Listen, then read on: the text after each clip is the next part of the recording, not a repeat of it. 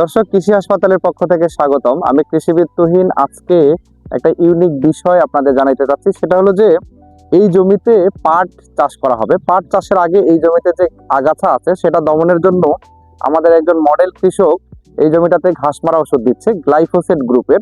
এটি round up হতে পারে অথবা গারুদা, যে কোনো ওষুধ দিলেই হবে, তবে গ্লাইফোসেট 41 SL এর দিলেই হবে।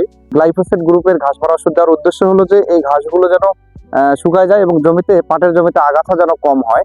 তো সবাই সাধারণত ফসলের আগে কোনো ধরনের খরচ করতে চায় না, কিন্তু কৃষক মডেল কৃষক হওয়ায় এই বিষয়টি উনি উপলব্ধি করেছে যে ঘাস যদি নিয়ন্ত্রণে রাখা যায় তাহলে জমিতে ফসল ভালো হবে।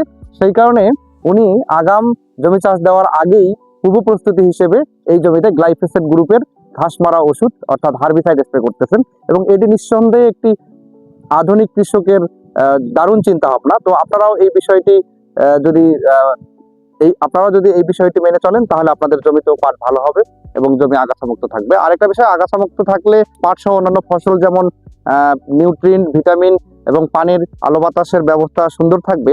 সেই কারণে হলো যে আপনাদের সবসময় উচিত হবে এই ধরনের কৃষি অফিসগুলো থেকে আলোচনা করে, কৃষি অফিসের পরামর্শ নিয়ে ফসল চাষাবাদ করা। তাহলেই আপনারা আপনাদের কাঙ্ক্ষিত ফলন পাবেন এবং কৃষিতে লাভজনক হবে। তো আপনারা সবাই ভালো থাকবেন, সুস্থ থাকবেন, কৃষি হাসপাতালের সাথেই থাকবেন। আল্লাহ হাফেজ।